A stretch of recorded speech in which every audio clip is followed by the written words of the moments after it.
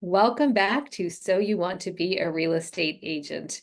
Today, I have my co-host, Alicia Soikawa, here with us as usual, and we have a special guest who you might recognize from a previous season. Deborah Morton is a good friend and also a fellow brokerage owner, business owner, very successful top producer and team leader. And we were trying to figure out what season you were on. I would say probably four, might have even been three, where you shared secrets of success. And if I remember correctly, the image on that particular episode is you on a motorcycle. So if you look Yes. for that one, you'll be able to find Deb on that episode. So today we're discussing something a little bit different, which is the power of a mastermind. So we'll get to that in a second. Specifically, what is a mastermind? When does it make sense to be part of a mastermind? We have some opinions about what a mastermind should include and what a mastermind should be. And maybe we'll even get into when it makes sense to leave a mastermind, because that can be tricky when you've been in one that is maybe not what you need anymore, but maybe you really like the people who are in it. So, Deb, introduce yourself, please. Thank you, Meredith. Thank you for having me back. Hello, Alicia. Hello. It's really good to be here again because I absolutely enjoy y'all are my favorite people to mastermind with. I'm Deborah Morton. I am the founder and CEO of Clario Real Estate. We're based in Atlanta, Georgia. We actually work the majority of the metropolitan Atlanta area into the North Georgia region. I'm in the burbs. I have teams in the city, so we've got you covered all aspects. I have been had my own brokerage for 2 years now, and prior to that, I was a team leader and been in real estate for a total of 7 years so far. So, big award. I want to give a shout out while I can. I know my team is going to listen to this, that we just won the Real Trends Award for 2023, number 12 in Georgia. And I'm so very proud of them for all of their hard work and effort. So thanks for giving me an opportunity to give them a shout out. I know they all listen to you. Awesome. Congratulations. That is a great accomplishment. Well deserved. No surprise here, but nicely done, Deb and team. All right, so you guys ready to get into our topic for today, which is the power of the mastermind. I want to know, like for you guys, and I don't think I know this about you, how long have you been part of some kind of mastermind in your real estate career? Alicia, how long have you been part of any kind of I've mastermind? only been in a mastermind the whole time I've been in my career, so it'll 10 years now, but it's not been the same one for 10 years. I think the longest one where I've consistently stayed and like not missed is the one that we're part of, that Deb and I were early on. Now it's going on 3.5 years now. So it's been consistently every week we meet. I think that the cadence of it definitely makes a difference about how close you Yeah, are and true. how deep you get into that versus like a 1 month or a once a quarter kind of thing. So that is something to think about when you are deciding to join one or be in one or start one, is to think about cadence. Think about the networking groups like the BNIs and things. They do ask that you meet weekly, because I think there is something to connecting weekly that's very Level of accountability, I think. If you meet infrequently, there's less accountability with each other. If I show up and we had discussed something the prior week, Alicia is going to hold me accountable if I don't do what I committed to doing. And it's not hardcore, it's in love. It is in, we genuinely want to see each other succeed. So a mastermind group, I mean, not everyone, ours, that the one that I love the most is also an accountability group. So they go hand in hand. You can mastermind without the accountability, but I think they're more effective when there's a level of accountability included. I Yeah, agree. yeah, absolutely. And Deb, how long have you been part of masterminds or a mastermind? Um, so prior to real estate, I did mastermind groups in other careers as well. So I have always been a believer of it. In real estate, I think I guess after my first year or so, I got connected with some people in the brokerage I was with. We did on a smaller scale, but it was less intentional at that point. That was when it was new agents sitting around, and I fortunately was able to just wrangle a top producer to meet with us once a week. I guess that was the start of my real estate masterminding career. And she mentored us. It was a small group. There was only 5 of us all together. And we just met weekly for a while, talk about what we were doing for lead generation and prospecting and what do you do when you have nothing to do. And she gave us some really good tips about how to pound the pavement and we script practiced. We did those types of things. So I quickly grew into where that I would much rather meet and talk with real people than watch videos or, do something solitary, Yeah. you want to be around people. Yeah, absolutely. When you practice those skills, and it sounds like yours was like a practical mastermind, which is so important when you're building skills, I think. Yeah, for a new agent especially, that yeah, you got to show up and do the work. Exactly. Yeah, and it's interesting. I was just thinking about when you were talking about this, the difference between like the old way of masterminding, because like you, I was in one pretty early on. It was a marketing mastermind, interestingly, back when we really didn't have digital marketing. It was all like creating postcards and brochures and stuff. And now we have this great ability to mastermind with people anywhere in the world via platforms like the one we're on right now, which is kind of cool that we've got. I guess you could have done it by phone before, but it's different. I feel like when you can see people and, gauge body language and things like that and drop things in the chat. You say that, it is funny because when we're Zoom masterminding, the people who don't turn their camera on, you're not really participating. I'll just say it the way like it is. Oh, I'm just listening in. No, you're sucking out of the group. Yeah. Energy. Turn your camera on and participate. Okay, so let's go to, this is a great transition into one of the things that I wanted to talk about, which is what is a mastermind participant's responsibility in terms of being like a good citizen of the group? Because we've got, like, I used this term earlier, like I think of them as like lurkers, like they're people that like hang out, probably they have their camera off, they're in the background, and they're just like taking. And interestingly, someone earlier said, well, sometimes that's okay because you're like learning, you're like feeling out the group. But let's say that, like Alicia, you said before, in the pre-show, that sometimes you'll get like an email that or a post, you'll see a post that there's like a new mastermind and you have like this kind of like, well, maybe I should be part of it, right? But you don't really know if you want to be part of it. Is it okay to lurk for a little while so you figure out whether it's right for you, or how do you figure out? I think you have to figure out what it is that you're looking to achieve from the mastermind and be honest. Okay. Because I think it's a waste of your time, because who has the time to lurk on multiple masterminds? Well, there's a lot of people who have the time because they're not actually working. So that's the whole question. If you're getting ready to get ready, like people that constantly train and then they don't execute anything that they train on. So I think that's an honest conversation you have to have with yourself as well, like everything else. Like, what are you trying to achieve? What is the end game with this? And, for your audience that's looking, if you're really not moving forward in your business and what you're trying to do, you have to really think about what are the measures I've done with what I already know to apply. Like, I have a client that I coach now that keeps adding things on and he's not doing this. And then we looked at his expenses and I was like, do you use this? No, but you pay $700 a month. Do you use this? No, but you pay this. Why do you keep adding it on? He's like, oh, because I thought it was going to help me get a listing. So it's like that. And then we all get overwhelmed with all of our schedules being packed with all these things that are not really helping us move forward because we feel like we're doing something. We're in a mastermind. We bought the tools. So it makes us, we went to the training, but you're not actually implementing it. Yeah. And So we feel like we're busy, but we're not, but we're really not creating results. Getting ready to get ready. Yeah. I'm gonna draw a hard line in the sand. There's no lurking because mastermind, there shouldn't be any lurking because a mastermind is a mastermind.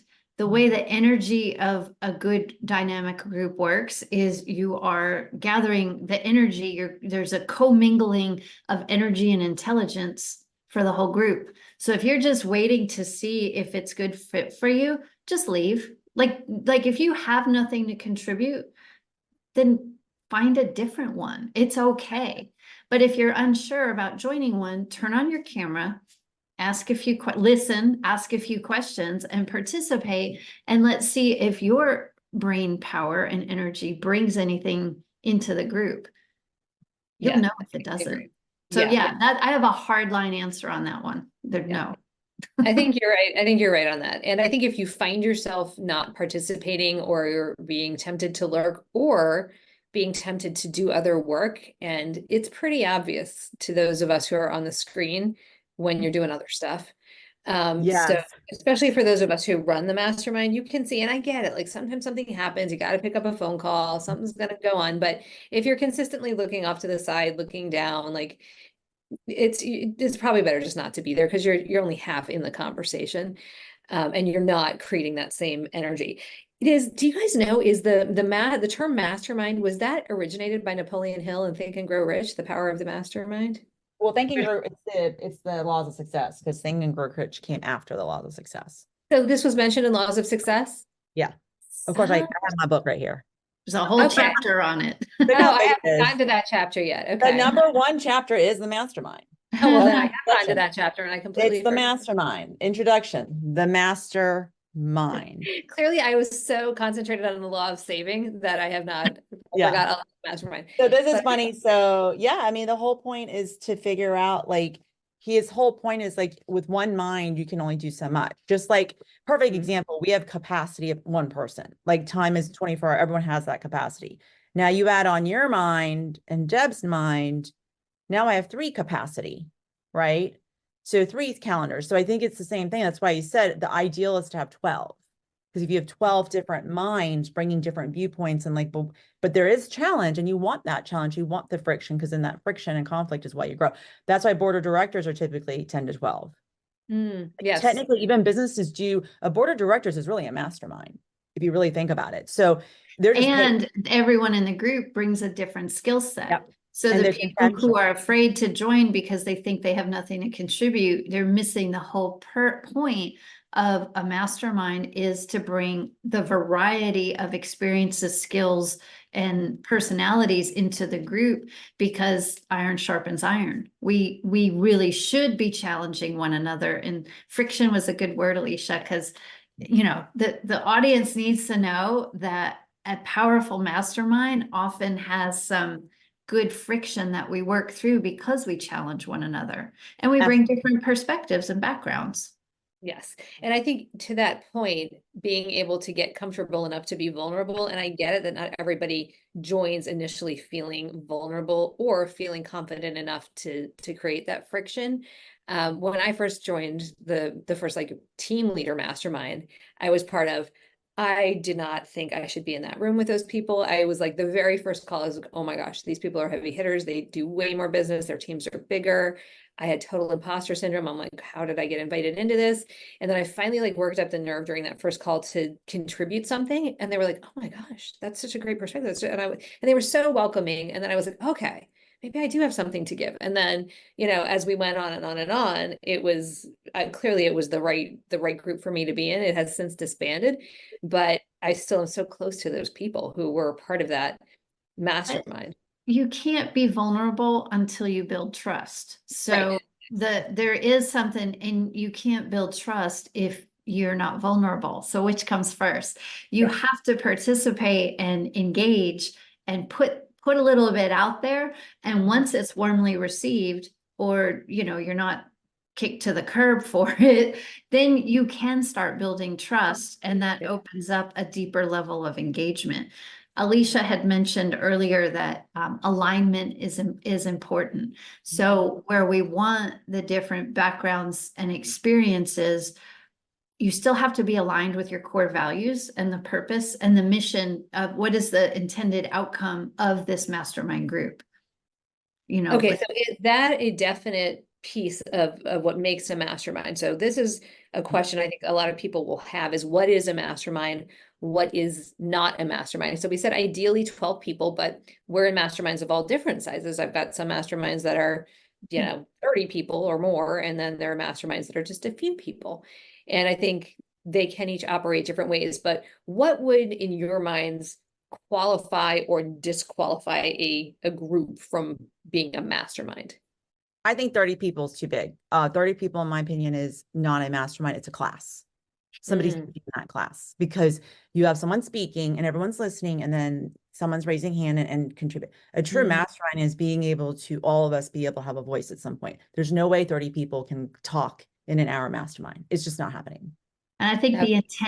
the intent is important. Like, what is the intent of this? Because are we just going to sit around and complain? Are we just going to sit around and talk? Like, what is the purpose? For me, it's growth. Growth and contribution are the two things that fuel me to participate in anything. I want to grow and I want to help you grow.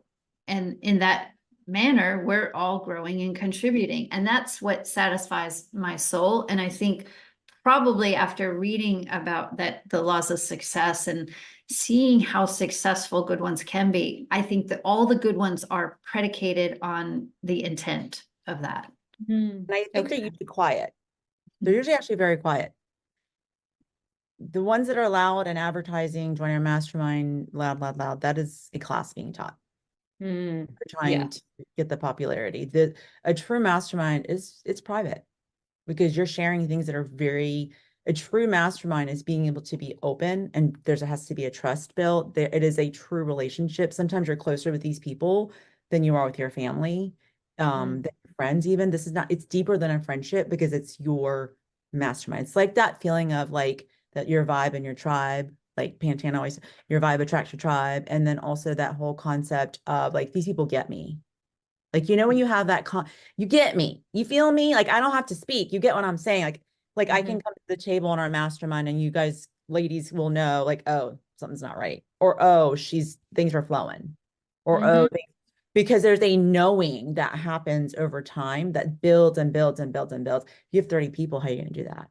If it's advertised everywhere, because people are not going to feel comfortable sharing their vulnerabilities and being open with who they really are in the world that we live in today, where everyone's ready to take advantage, I guess is the word. I don't know, like, what do you call that word where you're trying to take advantage of something, or like court into you, like, like a lot of people join masterminds to court. I love mastercard, like court into you to suck what they want to take, and they're like, bye, thanks, I'm out.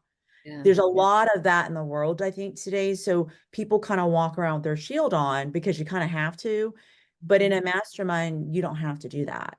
That's why it needs to be private. And that's why I think when you make it more like invitation only, like, hey, we feel that you're part of our group, would you like to come?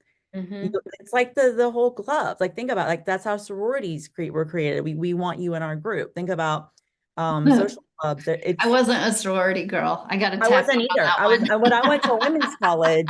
Yeah, I went to women's college. But I'm just thinking about like how they choose people. They know they know who's their match too. So I think it's not just you knowing what you want to go into in a mastermind, but the mastermind also has to make a decision of who do they want to invite into the mastermind. Because it will change, just like a company, just like anything else. Well, you said, Alicia, that's the loud, noisy ones. What they lack is maybe a couple people in that group might be lacking humility. Without humility, you can't give, you have to be willing to take a back seat and hear out and invite the discussion and invite the people who maybe are holding back a little bit. And you have to be humble to do that. It can't be one person dominating the entire conversation. We've experienced that.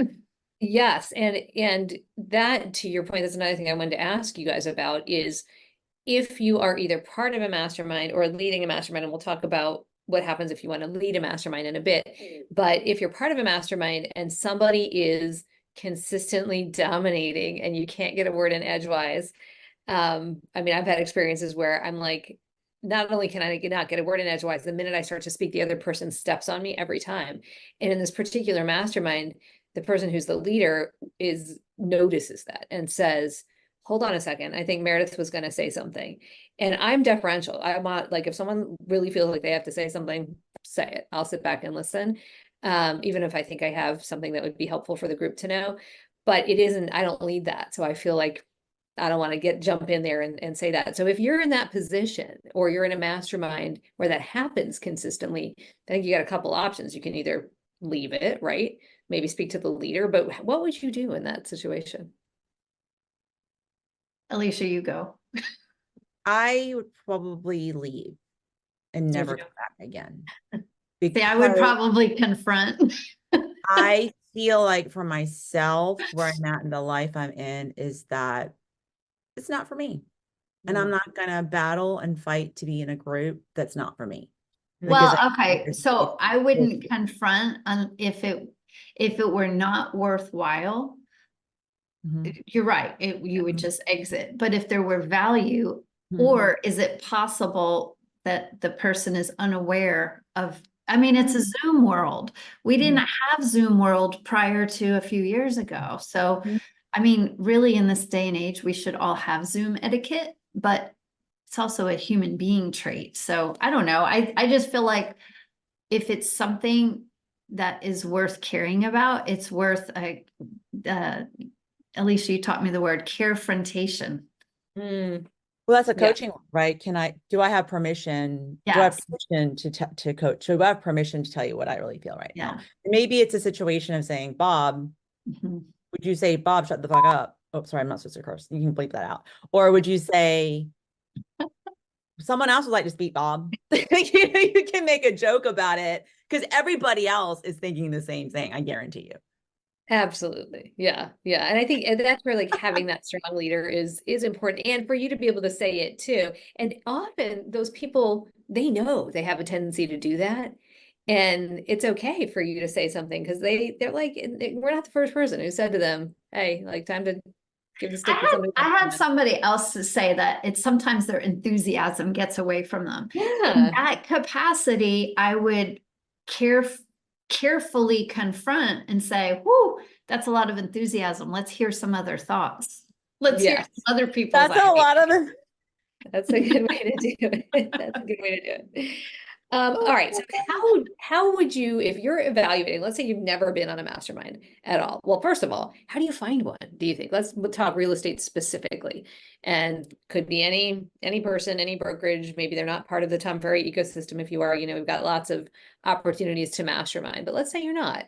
How would you find a mastermind to be part of? Well, it was Just starting ask. how I did. Well, yeah, you asked when I was brand new and I desperately wanted money and I really wanted to work and I didn't know how to get started. That was back in the day when the good people actually went to the office every day. And I would go to the office and I would park myself right in the center of the room where there was activity and I would just Yeah, speak up. I was the same as Yeah. you. Sat in there and I would be like, hey, what you doing? What you doing? Hey, can I Do come you with need you? any And they're help? like, How can I go help? away. We're the annoying girls that I are was like, like, you will be every my friend. day. I'm like, you will be my friend. Like, you just have to be just like anything, ask and you will receive. It's the Yeah. Aladdin. You cannot, no one's gonna come and pull you into something very rarely, very rare. I Unless offered to lick envelopes and stamp envelopes. Somebody was doing their cards, and I'm like, "Can I help? I don't have any business going on." Awesome. So be in the middle of it. Okay. And I think social media these days too, there's so many ways that you can reach out. Ooh, yeah, but it's noisy. It's noisy on yeah, social. you have, that's why I said figure out first, self, whoever's watching, what do you want out of this mastermind? Is it really real estate related that you need? Is it productivity you need? Is it The marketing. Is Yeah. it marketing? Is it video? Is it I have a fear of speaking? Is it I'm overwhelmed, I'm a mom, I need other mom agents? Is it figure out what it is you need is what I think you have to make that list. What is your number one priority first? Then go, who are the agents, if it's real estate related, or who are business owners that may be going through the same thing, or maybe 2 steps ahead of me or 10 steps ahead of me, right? Or even they're retired, ask them, hey, how did you find this path? Do you know anybody that you could connect me with? Who do you know that may be interested in having a mastermind with me or having a meeting with me? Start that way. And then go, hey, we like each other. I love this interaction. Would you be open to maybe doing something once a quarter or once a month? And then kind of build on that is what I would say. And I would say it doesn't necessarily, like, I know this is specific for, so you want to be a real estate agent, but almost 100% of the agents I know have a background in something else. So maybe tap into your prior experience and have a purpose. There are a lot of good business building books that you could build a mastermind around. I want to build a real estate business. but the business principles are applicable to every industry. So you know people from other industries, those people make great mastermind partners as well, because then you get the diversity of personalities and experiences and backgrounds. So sometimes it's good to have more variety than just real estate related. You could do a Absolutely. Yeah. BNI group. You could do, you could join some of those networking groups to start out and see who you connect with and click with. And Yeah. in that you can go, because you have to have one-to-ones that's required, and they will teach you how to network, and they will teach you how to do it the correct way. And once you learn the correct way, then you can bring value because you learn how to network. You learn So how if to you need help with marketing, Yeah. like you said, with networking or marketing, okay, how many agents in your own small brokerage really want to share all their secrets? Let's face it, it's an ugly fact in real estate. A lot of people don't help one another. And Mhm. especially in the Tom Ferry ecosystem, we're very sharing and giving with all of it, because we can all do the same thing and not get, like, we're not going to reach the same people because we're different. But if your brokerage, for the audience who are in maybe a brokerage or an office where people aren't so sharing, step outside of it, go cross brokerage. There's nothing wrong with that. We all need input and collaboration with others. Yes, yes, I agree. Those are all really, really good points. I think thinking outside the box of real estate is a really good one. Going into different geographic areas, we can do that now. That's a great one too. And I think, the more diverse the group is, often there's going to be different ideas that come out of it that interestingly apply to what you're trying to get out of it as well. Now, what would you say about, like, let's say there's something that you're like, I really want to mastermind on this, but you can't find anything that is out in the world, or you haven't connected with anybody, or maybe you have and they're like, well, but I don't really want to lead it. What do you say about leading your own, starting your own mastermind? I- Deborah knows about this. Deborah, I would caution someone. I'm not saying not to do it. This is just straight up my honest. It's very encompassing sometimes to be in charge of stuff. It's like when I signed up to be the Girl Scout troop leader. I did not realize what I was signing up for. I just Like wanted my daughter. selling Nobody some would do it. there. Nobody would do it. Do you see what I'm saying? So I was like, oh, What's so funny about that is that I had to do that too when my daughter was young. And I'm like, I'm a Girl Scout. What? yeah. I mean, Like, I was a Girl you know Scout, and what? one of my, I made the best damn Girl Scout leader ever. yeah, I did too. I bet And you I did. got business from it, but at the time I didn't realize how much I was committing to doing for 8 years. Does that make, and so I think it is a commitment, and you are now saying, like, this is if you are a person with a full plate already and you're trying to join a mastermind to help you grow and do different things, is Now, this, that just makes you better at scheduling. I think be prepared to be irritated when people don't participate. They show up late, they don't have their cameras on, and they really aren't coming with any level of contribution. It is hard to lead a group if you don't have the personality to put up with that kind of stuff. I got a quote for you from Keith Cunningham. As a leader, I will say unpopular things. I also have no tolerance for mediocrity, and I have no tolerance for your mediocrity either. So if you can say that and have no problem saying that and kicking people out of your mastermind, and everybody else is watching you, and the ones that are there and present will respect that.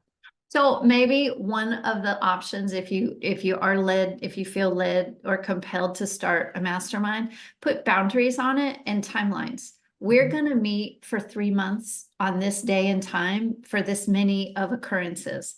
And that way, at the end of that, you're not over obligating yourself into an endless, I don't know how to get out of this situation. I think there's something, and then you can choose to sign up again. I mean, I have some theories about how some contracts should not auto renew.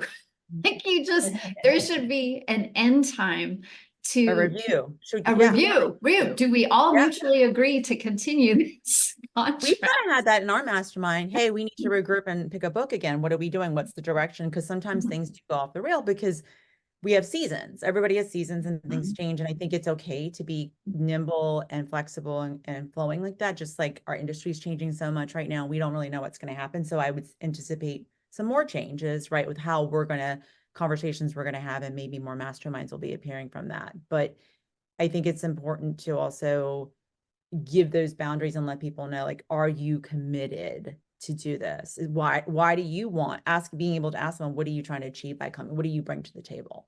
And not feel desperate to bring people into your mastermind, but to feel like I got something of value here and I'm running something really big and creative here. So if you're coming in, know the weight of that responsibility. Don't just like show up and try to pour it into people and leave. That's the advice for someone that really wants to run it. Yeah, and I think too, having, a clear vision of what you want for the mastermind, not just, I totally agree about having it be time bound and, having a clear expectations set, but also what is it that you're hoping to accomplish and to contribute? And I think even I love the idea of like the criteria, and it's probably okay to have a mastermind if you want this, that has an open-ended kind of a format, as long as you're getting the participation. I think the ones that I'm part of that do the most for the greatest number of participants there and get the best engagement are where, like you said, Alicia, everyone's very aligned is one, and two, where there's a specific topic that we're working on. And sometimes that's something that somebody puts forth in a calendarized fashion. Sometimes it's something that people put forth in a group message right before that mastermind. Here's what we're going to talk about, which I think gets really good engagement usually, because when you know what you're looking forward to, I guess the reverse is if it's not something that's of interest, maybe some people wouldn't be part of it. But also saying things like, we expect you to attend at least, one every cycle or one every week or however often you're doing it. And we expect you to contribute as well, bring your thoughts. And I think sometimes in that messaging coming into it, make sure you bring make sure you bring questions about this. And it helps the participant, I think, know what they should, look forward to being able to contribute as well, and be more engaged, looking for those moments of being able to contribute. Because I think that's the place that some masterminds, and when we talk about, you being stepped on when people are dominating the conversation or stepping on your words, or even like if your camera's off. And I love what you said, Deb, about saying like, hey, can you contribute, put your camera on, hey, we haven't heard from so and so today. There's a feeling of significance that is part of being part of a mastermind, I think. And if you feel like you're not an active contributor, you're allowing yourself, I should say, to feel insignificant, you're going to drop off. It's not going to be for you. Okay, so for the like moderating piece of it, let's say that you are a leader of a mastermind, or let's say that you're part of a mastermind and you feel like there needs to be some kind of a person in charge, because some of these are very like just conversational. Is it important for there to be always a leader and a moderator, or is it okay sometimes for a mastermind to exist where it's really more collaborative? Think it depends on the personalities and the purpose of the group meeting. If it's, if it's specifically a real estate marketing mastermind, then having a moderator, clear directions and boundaries would make a lot of sense. If it is a group of, you said, real estate agents who are also mothers, and they are meeting for the purpose of support and finding solutions for daycare options, showing schedules, weekend night work, meal prep, whatever it is that they need to talk about in that environment, it might make more sense for it to be more collaborative in nature. Yeah. So, yeah. What do you think, Alicia?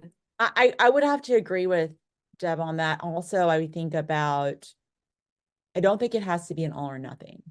I think that's something that I think, I think we have so many rules, I feel like, in life. I think there should be certain rules in the masterminds. I think certain things need to have our organic growth and stacking over time and allowing it to grow. Like, we're kind of going into working on our financials and looking at our financial health in our mastermind, which is diverting away for some of the like mindset stuff, right? So it's like going like, hey, what does our group need now?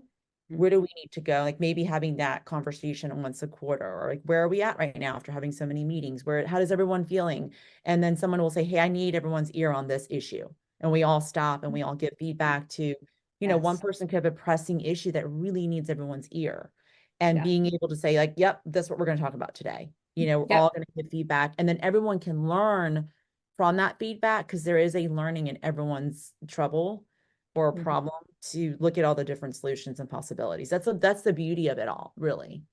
Yeah, really well said. When you were talking, what you said kind of what I was thinking, which is I think one of the most beautiful things that I've experienced in almost every mastermind I've been in is exactly that, not adhering, even when it's a very structured mastermind. If somebody comes in with a pressing need or an urgency in their lives, everybody kind of circles the wagon around them. And that's like one of the coolest things, I think, as a participant, that feeling of being supported in a way that can only happen in a group that is aligned and collaborative and all in it for each other's interest as well as their own.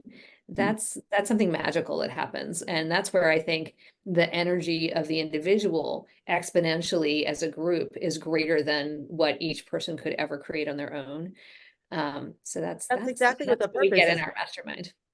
I do. I think it has that feeling of like, think about the weight that's off your shoulders that you Yeah. carry Yeah. with you going into the mastermind. And then you get everyone's thoughts and like, you kind of troubleshoot it. Well, these are my options. More options are given. Your pros and cons, pros and cons. What do you think? And you can sort it out and spitball everything outside without judgment, without, a spouse or a family member. Sometimes you just don't need to put all that on a family member, because there's already other stresses in the family that causes friction. And then you're bringing this into Especially if it's about real estate. yeah, they're like, we're done with hearing you. Like, they're like, we're done. We don't want to hear about this, mom. Like, we're done, honey. They're like, Yes. no more real estate 'Cause talk. it's fine. And also, they don't True. understand. If they're not dealing with it, they don't understand the same level that we understand as women to going through it, or as leaders or as team leaders. And it's very important, if you are a team leader listening to this, or you run some type of thing and you're the leader, you can't go to your people. You can't, because they're looking to you to lead. How are you going to go down there Very and be true. like, I don't know what to do here? Like, they're going to be like, what? Like, you're the That's one that's supposed to really know. true. Like, why you come to us? You're so right. And how many times have you been on a mastermind and you're like, okay, guys, I really need your help with X. And everyone's like, oh my gosh, that's so crazy, because I was also having that issue. Yes. It's another It's funny a- alignment that yes, happens. alignment. Yes. Yeah.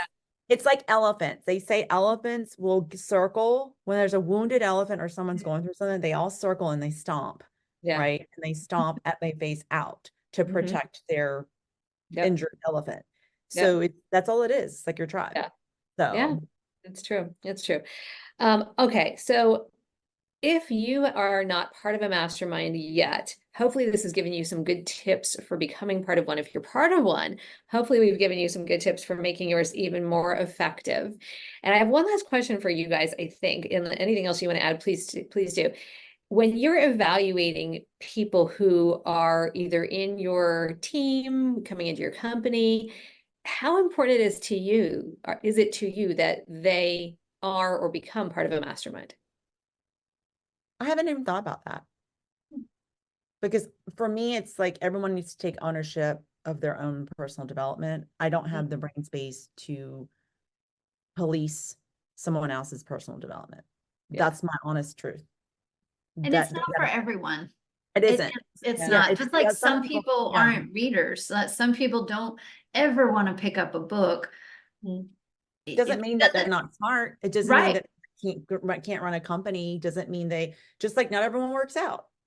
Not everyone eats well. Not everyone, like Not everyone knows anything about sports. Like I know nothing about nothing.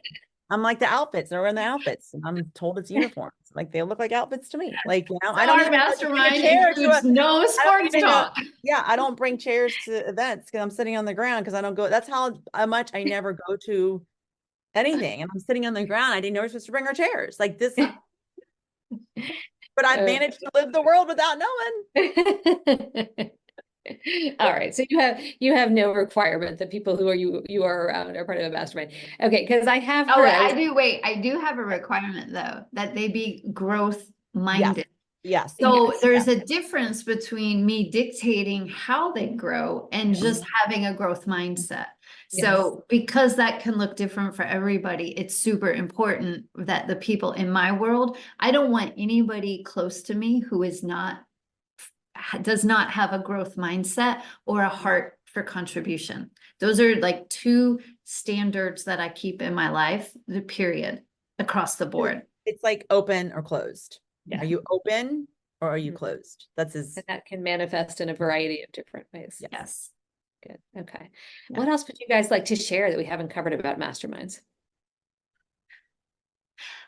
I think we should talk about how many masterminds are on your calendar a week. Like, again, back to the value, a lot of agents who maybe don't have, Alicia touched on it right at the beginning, but I think it's important enough to circle back, especially for people who are new, because the three of us, we have a challenge where there's a lot of good masterminds out there and it's hard to limit you, but the proportion of your calendar, I'm assuming here, probably, I'm going to assume that you manage your calendar, first of all, and you time block your day. So every Not you agent, should. you should, if you're not, you should, and Alicia can teach you about that. And You're not, You should. Oh, you need a coach. Alicia, do you have room in your I'm like calendar? ringing the bell. Like, wait a second, let's stop. Everybody stop the presses. You said a big mouthful and you're just assuming. No, let's not assume. If you don't get it done, if you haven't, then reach out because you need to. That's all there is Right. to it. Okay. And so from there, it is very easy to have too many masterminds on your calendar that keep you from doing real productive work. So we started with that point. I definitely want to make sure we drive that point home again before we finish so that you hear it clearly. Masterminds can be and should be huge value and beneficial to your life and your career growth. Yeah. But don't hide behind them. Go do the work. Well said. Well said. All right. Implement, execute, action. It's massive. It's the action that will do everything. You can't, if you can't, Yes. if you don't do the action, nothing is going to come. That's the ultimate end to anything you do. Mastermind, prospecting, marketing, go do action, not, oh, I listened and I didn't, and I was here and then, no. Yeah, and I think that actually what you just said is a great litmus test, I think, for what feels like an impactful mastermind. If you get off of that mastermind and you're launched into energetic action, Mhm. then I think you're in the right mastermind. Whether it's like going and implementing a specific strategy or just it put an energy in, like our Saturday morning mastermind. I get off that mastermind and I'm in a totally elevated mood and headspace than I was before I met with you guys every single time. And if you're not like that, or you're writing down a series of tasks and you're like, how am I ever going to get all this done? Maybe think about it. But whatever you're in should Yeah. be launching you into. That's a really good way. Like when you get off of mastermind and you're pumped and you're ready to go, then you're in the right place. Yeah. If you get off of it and you're pissed, or you're like, that was my whole time and I learned nothing. Now I'm more mad and they messed me up more. That's not where you want to go every week. That's not good use of time. Agree. It's like sitting in traffic, waste of time. Exactly. Not if you're listening to a good book. Yeah, but that's not a waste of time because but I'm saying like, that's what I mean. When you get out of a car ride, if you're angry and frustrated and flustered, you're not making movement towards your business.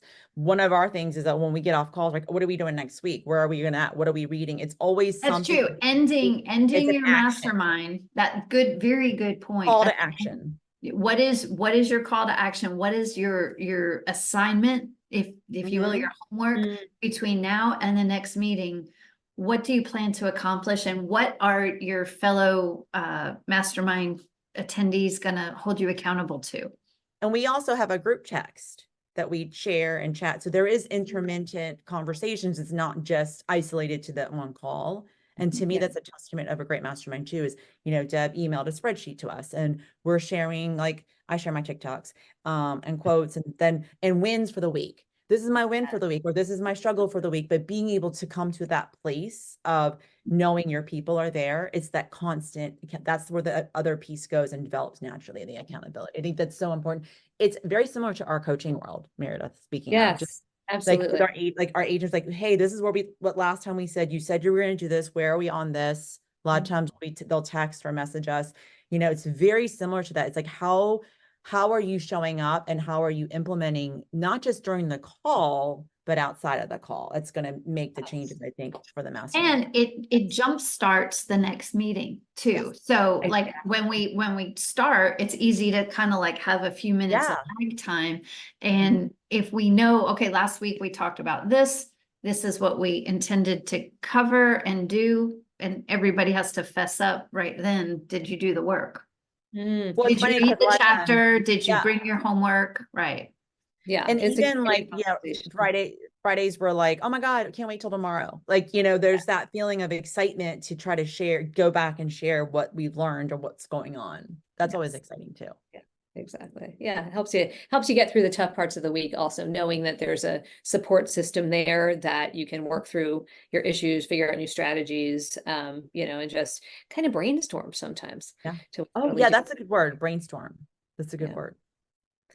All right, this was good, you guys. Well, hopefully for those who are listening, this has helped you get an idea of what a mastermind is and how to be part of one in a successful way, how to choose one, and how to know what's right for you in terms of masterminding. And I have found there's no shortage of masterminds to be part of, and no shortage of opportunities for you to create something new if one doesn't exist for you out there that you feel like might be useful to you and others. All right, Deborah, thank you so much for joining us today. This was fun to have you So on. fun to be here. We've been wanting to do this mastermind one for a long time. We So have. Every time we go to a Tom Berry event, we're like, we'll do our podcast Yeah. here. It's always crazy and noisy and we can't Yeah. do it. So this was great to carve out this space. We will do it again. And Alicia, as always, thank you so much for being a fabulous co-host. All right, this has been So You Want to Be a Real Estate Agent. We'll see you next time.